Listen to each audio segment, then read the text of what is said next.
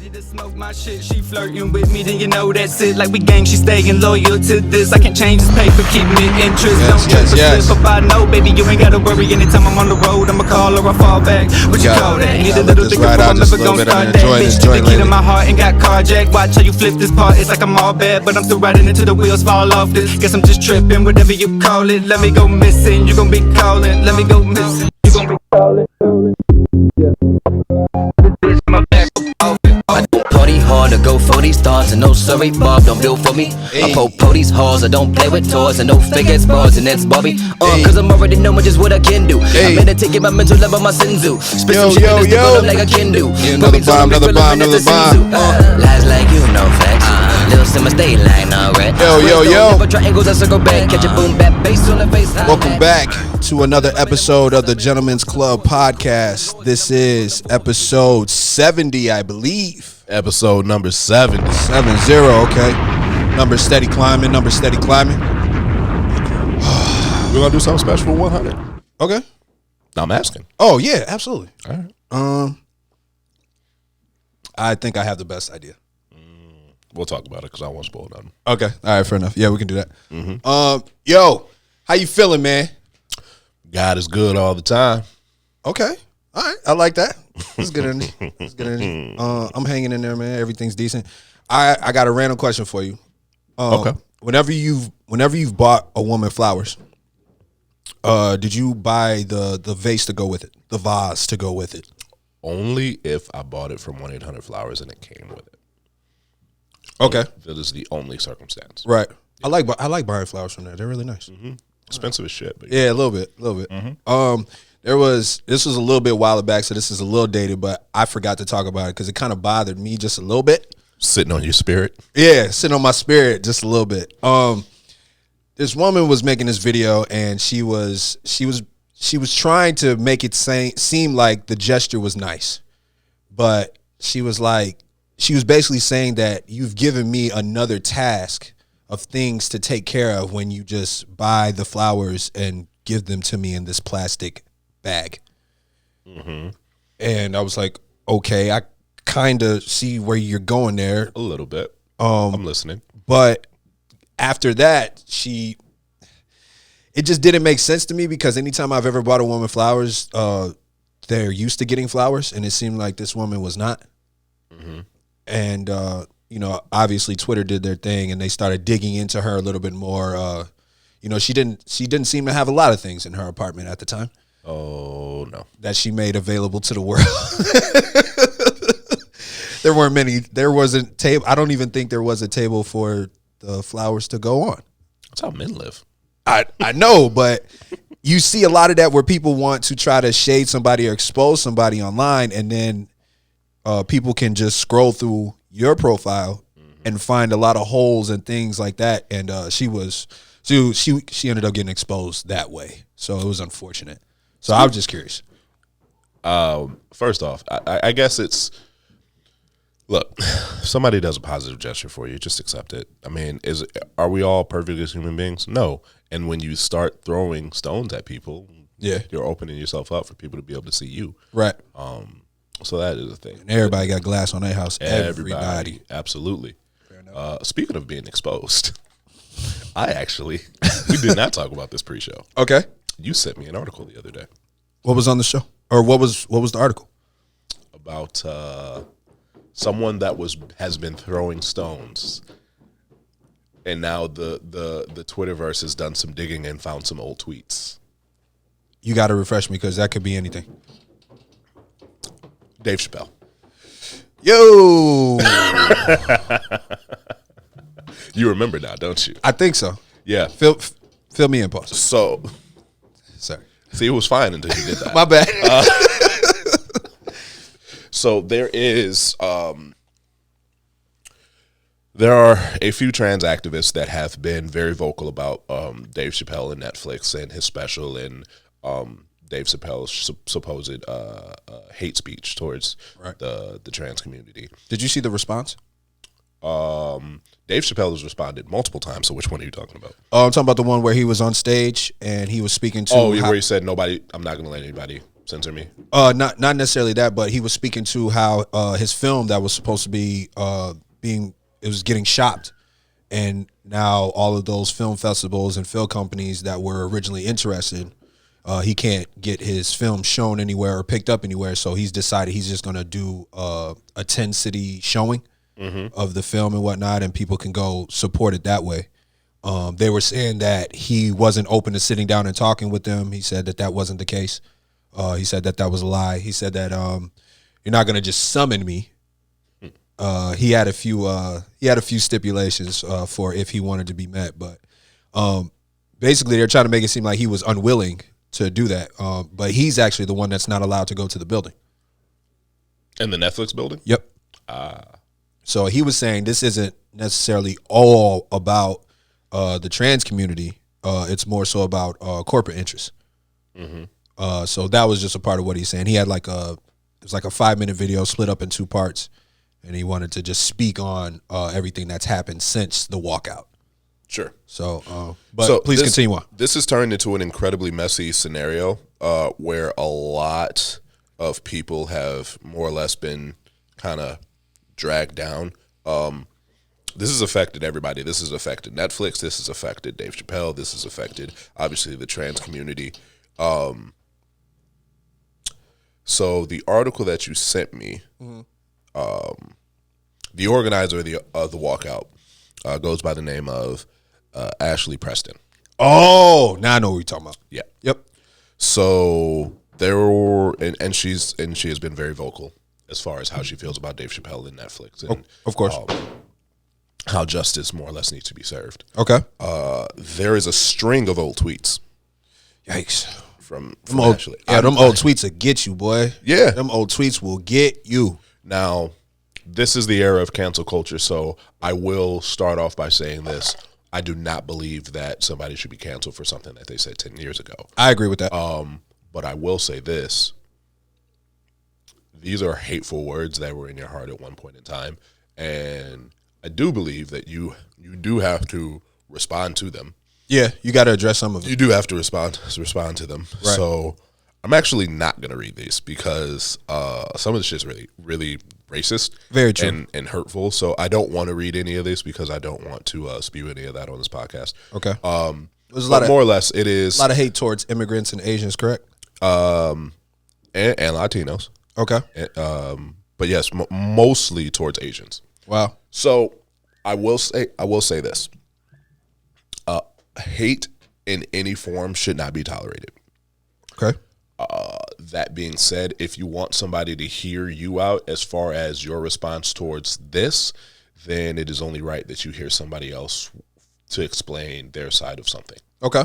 And that's more or less all I'm trying to say as far as the Dave Chappelle thing is concerned. I know it's been a touchy topic for a lot of people. We've actually had conversations with people off mic as far as it's concerned. Right. But all I'm going to say is when you actually sit down and have a conversation with somebody about their feelings and both people are able to get their sides out, Yeah.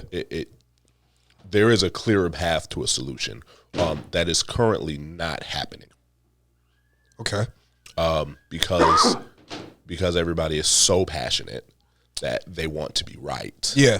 And we're not leaving room for one side to be heard because there is a whole lot of pent up feelings that people are pushing out when these conversations require a little bit more finesse and a little bit more maturity. Absolutely. So I'm not saying that Dave is 100% right in this scenario either. Right. But I do think that he does have a little bit more emotional intelligence in this situation. I would say so. So it's going to be interesting to see where it goes from here because it's just ramping up. Right.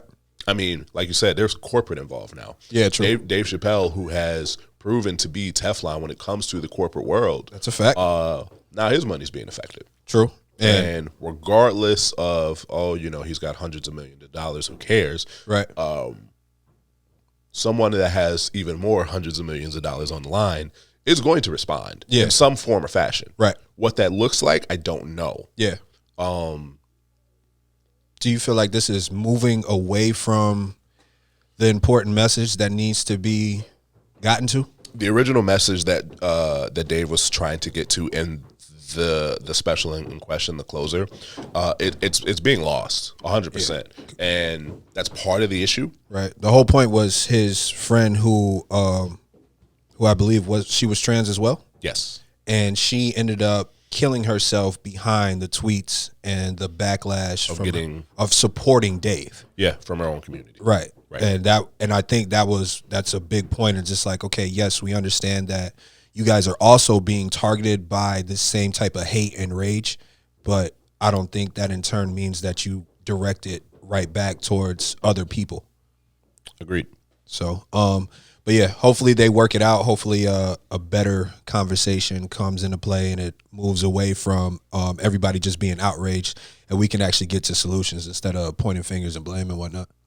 Because I think that's when it becomes exhausting, when everybody's just going back and forth with their own anger.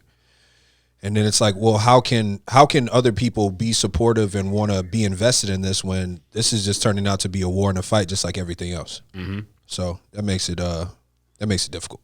Yeah, absolutely. Right. So I know that wasn't something that we originally had on the docket, but that was something I did think we needed to touch on. One thing you were right. I was trying to say that the news cycle rolls so quickly, and I think you were saying that we're going to be talking about this in a little while from now. Yes. Yeah, you were right about that. Just want to give you your credit on it. Thank you. I don't always like to be right about things like that, but yeah, because I knew the walkout was scheduled for a couple weeks out, which didn't make sense to me if you were planning on walking out. Right. If you were that serious. If you were that serious about it, why wait 2 weeks to do the walkout? You could just walk out. Yeah. Why not have the conversation? Well, I don't know the details.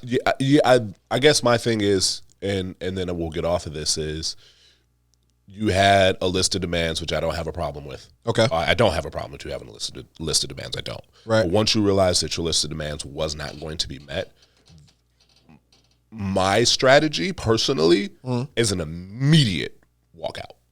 Right then, not wait until it premieres. Yes, okay. Because in my head, wait, and they stays the walkout was after the premiere, correct? Weeks after. Huh. So in my head, if I know that you're going to walk out on October 20th and it's the 7th, right, I'm going to prepare for this walkout. You will all be replaced by the time the 20th hits. Right. But if our issue comes to a head on the 7th, and we'll say by the 9th, everyone's just gone. Yeah. Oh, now we got to hear you out. Now we got to hear you out. Absolutely. Yeah. Hey, come in. Come back in. You keep your badges on. Come back in. Let's talk this out. Or at the very least, you really do some damage and cause them to have to really look at their actions and see or why. Scramble for a solution. Right. Even if they don't want to do that. Right. But really all you allowed is for them to kind of prepare, build their ranks. Yeah. And that's what a lot of corporate is going to do. 100%. If the corporate world knows you're going to walk out, they will replace you. Oh, for sure. And a company the size of Netflix will have people lined up to come in. Oh, 1,000%. Regardless of controversy or not. Mm-hmm. That would be one of the jobs to have at this time. 100%. With digital content. There are too many people. There are too many people that's like, I don't know what's going on, but yes, I'd love a job. Yeah, for sure. And won't feel no ways about. Are you going to join this walkout? No, I don't know them. I'm not. Yeah, no, I'm with you on that. Can't blame them. I love Dave Chappelle. There's too many people in the world that's going to say that, and next thing you know, you walk out, right? And it's like, all right, job abandonment. Yeah, we can get y'all out of here. Fair enough. So, what else did you want to touch on? Did you want to touch on more things going on at the JBN? Oh yeah. Speaking of job abandonment. So the Joe Budden Network has gone through a lot of things. Obviously, we've covered it just because of how in tune we were with that whole situation. Rory and Mal get a deal, $10 million at Stitcher. Round of applause to those gentlemen again. Of course. And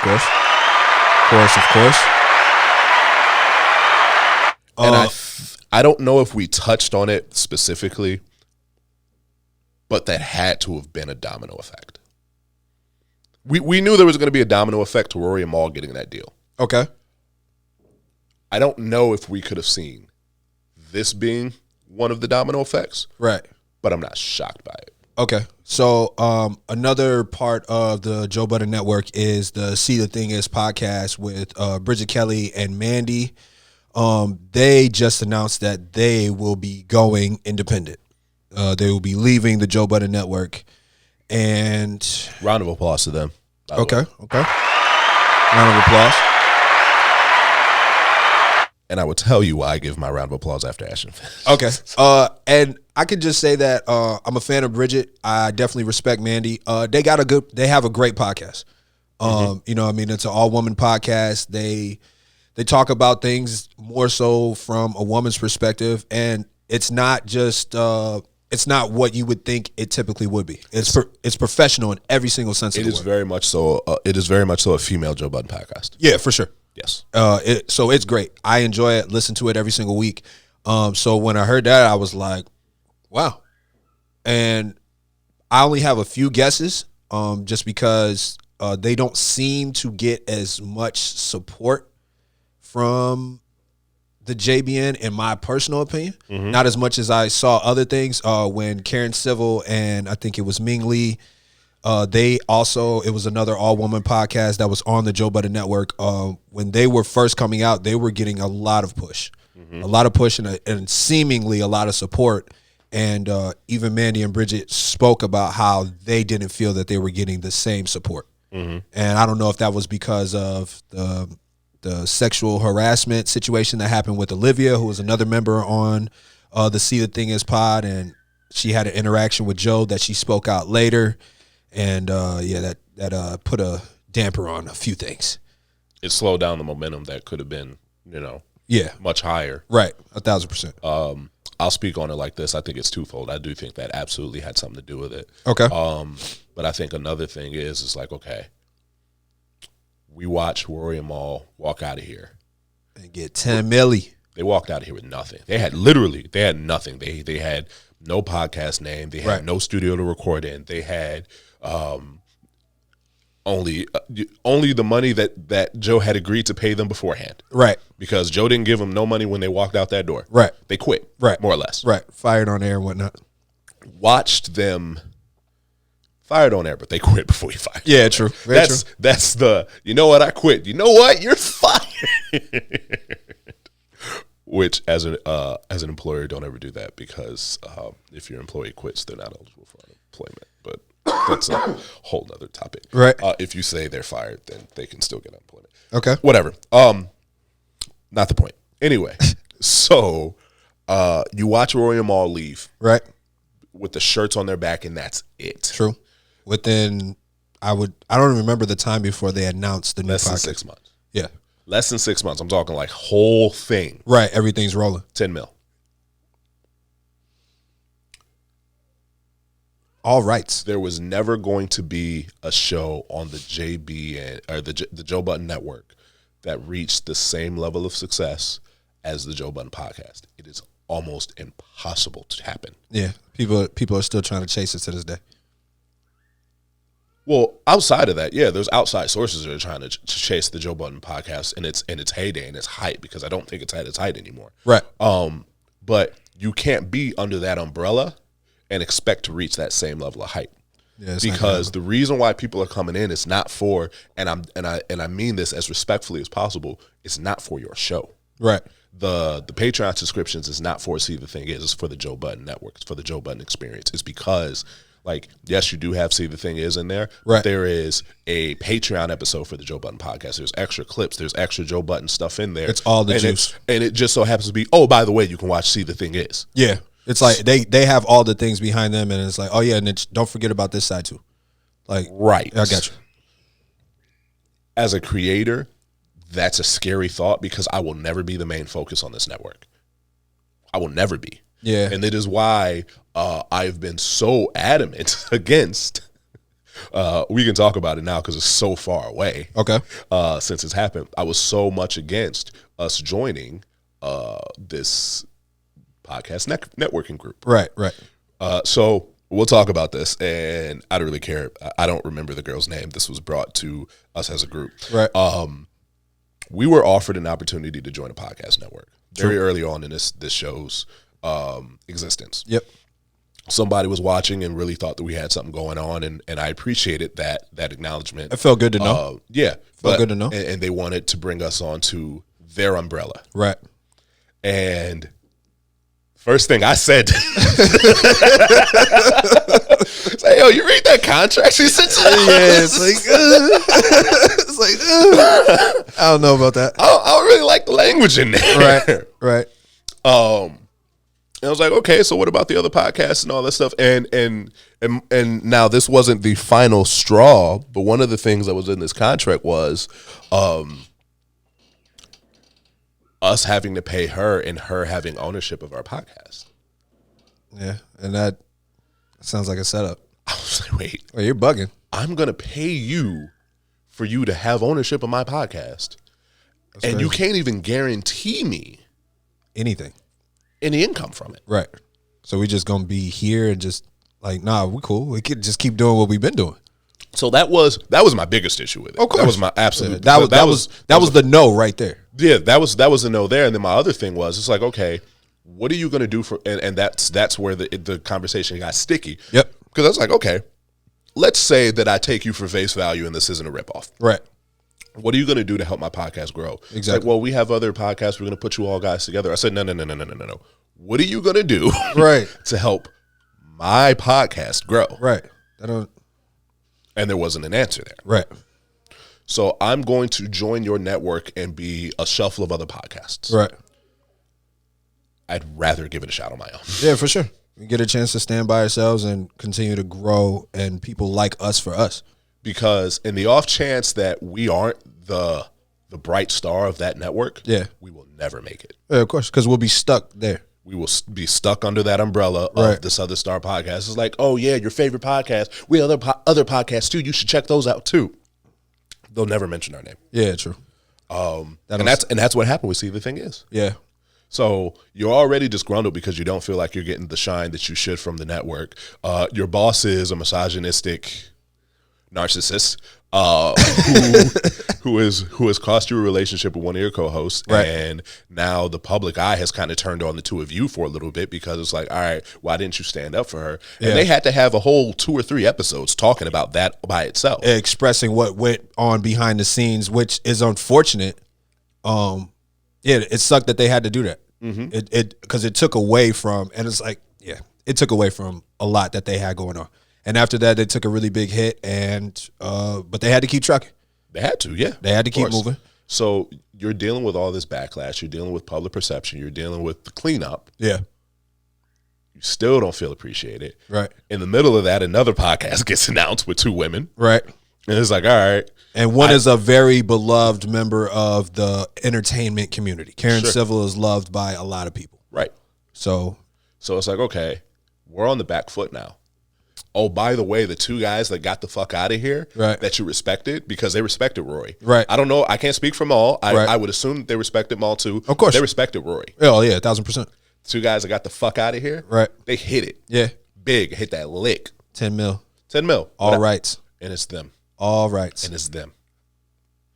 You could not like the show, the Rory and Maul podcast. It's perfectly fine.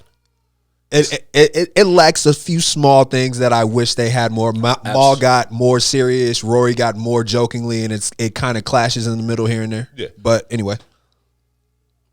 But from a financial standpoint, who gives a shit? Bruh. Like, as a creator, it's twofold, right? Yeah. I want to be able to make the content that I want to make. Of course. But I want to make money doing it too. Of course. Yeah. Like, let's not joke around about this. Right, absolutely. So when you see that, it's like, damn, why the fuck are we still here? Yeah. And that's how that happens. I think so too. I think that had a lot to do with it, because I think this comes after maybe 2-3 weeks, less than a month after Rory and Mal announced. 100% under a month. And it's like, I think those conversations started the moment that deal became public. I bet it did. How do you think it all feels from Joe's perspective? I think that Joe sees everything unraveling, and he's going to try to tell himself that everything's okay. But here's the thing. Creators going to create. Creators are going to create. And don't get me wrong, that is true. It is. But he uses it for everything. Joe has a problem of the world is seeing you unravel a little bit. Yeah. And seeing people that are respected in the industry by a lot of people are distancing themselves from you. Yeah. That's not an accident. Yeah. And unfortunately, it adds to the narrative that people already felt about you. Exactly. And it's like when you have respectable people that are still around you, then it's like, okay, maybe people got the situation a little wrong. And you can say whatever you want to, but the people that he brought on, and I have no issue with Ice and Ish. Okay. I think they're great. I do too. Right. But you could look at Ice and Ish and say, oh, he brought in 2 yes men. Yeah, you're right. You're right. You're not wrong about that. You're not wrong about that. Ice and Ish, and I've heard this a handful of times, and I haven't listened to the Joe Budden podcast in a while, but I've heard this a bunch of times. Like, they're cool with whatever Joe's willing to give them. Especially because that money looks great. Ish doesn't necessarily have to be there, but at the same point in time, they know who Joe is. For sure. He's been the same person for most of the interactions that all of the people that he's brought in have been there for. They've seen it all. Yeah. So it's like, oh, we already know that's how you are. Joe crazy. Joe be saying so wild stuff. It's like, you know this nigga's crazy. Right. So, but I'll take it a step further. Maul knew that too, but Maul was like, yeah, but he wouldn't do that to me. yeah, it was the respecting. It's the respecting every single time. And once that was over with, Maul was like, all right, I'm out. I don't need to be here. Right. Like, bro, if you're not going to respect me, I'm not finna sit in front of this mic and say shit. Right. And you could tell because me and you talked about it. Of course. When they came back from the strike. Weird energy. If you got 15 words out of Maul, it was crazy. Yeah. Damn, that's crazy. So, exactly. I put it on a t-shirt.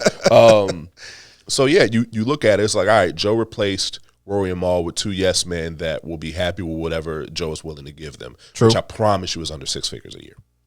Think so? I believe so. Okay. I mean, let's be honest though. If you didn't build it from the ground up and it's like, look, man, if I told you this, hey man, I have this top 5 podcast in the country. Right.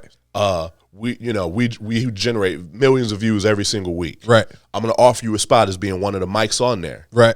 You just got to show up. 2 your days job. a week And do your job. and do your job. Do what I'm asking you to do. Right. I'm gonna pay you $95,000 for 10 hours of work maximum a week. Right. All right. Are you in? I'm most likely in. Cool. You're right. I get you. And I'm not against you on that. I think they do a good job of trying to get through that whole yes man thing. Yes, we have a job to do. This is the boss. He pays the check. I'm gonna come up here and talk about the things that I'm knowledgeable about, and it can work from there. Do you see the possibility of Joe ever getting another major deal? Major network deal?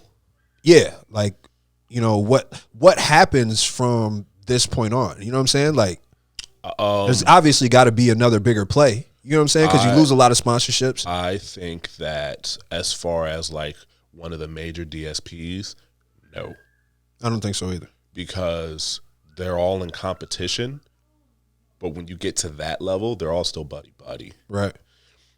I think that your Apples of the world, your YouTubes of the world. Right. I think, what else do we have out there? Major DSPs. Well, obviously Spotify is out. Yeah. Prime is still becoming one. Prime, your Primes of the world. Google Play is still YouTube, yeah. YouTube. Okay, I got you. And then you got the Sirius. Sirius may be the only play he has, but I'm gonna tell you this: all of them saw the Spotify spew, and they look at it from Spotify's standpoint. It's like, what they do wrong? Right. We would just did the same shit. Right. Okay. Okay. I see where you're coming from. So, do we risk him going on a verbal tyrant against us in our practices? We don't need Joe Budden. Joe Budden streams on our airwaves now. Right. Yeah, I was really trying to think of what the next play would actually be. For Joe, the best case scenario, and it's a ballsy risk, is for him to go fully Patreon exclusive. That wouldn't be a bad idea.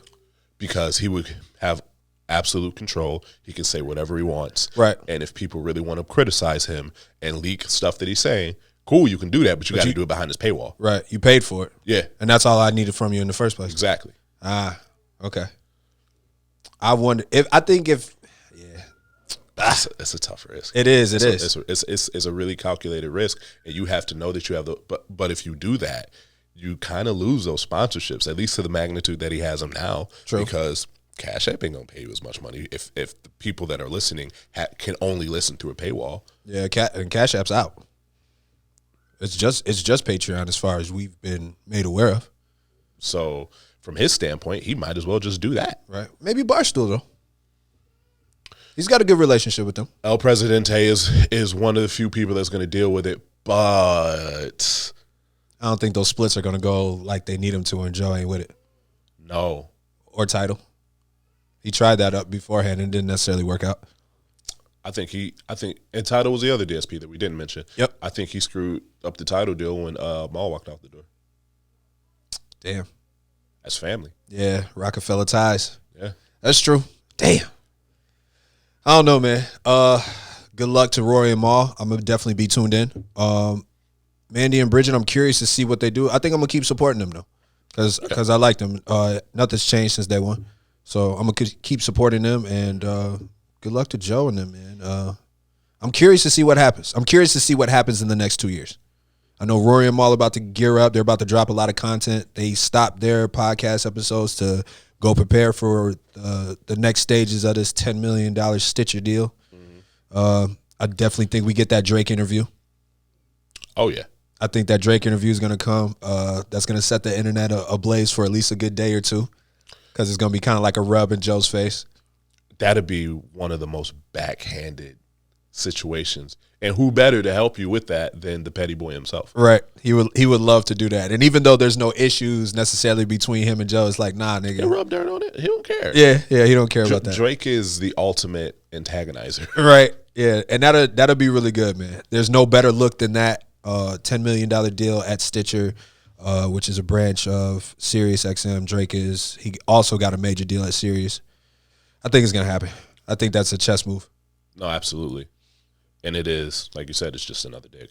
Right. It's just another dig on a topic that's not going to die anytime soon. True. The podcast wars continue. We also plan to continue potting on. Did you have anything else you wanted to touch on? We did have another topic. We can get into that next week. Okay. This one. This was not a stretch. But I wanted to get into the PPP fraud cases that are coming up and how that number of dollars that are being found as fraudulent that keeps going up. So I'd like to talk about that. We might touch on it next week and see where it goes. Okay. That's rough, man. Have not seen as many trips to Miami. All the vacations slowed down a little bit. Oh, they slowed down a lot. Yeah, that's true. No, for anybody thinking that they wasn't coming for that money, you're bugging. You're absolutely bugging. The fucked up thing is that they knew it was fraud when they gave you the money. Yeah. It was almost like entrapment. Like, oh, yo, if you have a business, we're going to give you this money. It's like, all right, how much are you willing to give me? You sure you want to take this? Yeah. Yeah. No, we want it. Okay. Bro, yeah. We'll get into it. We'll get into it next week. This has been another episode of the Gentlemen's Club Podcast. We'll be back, though.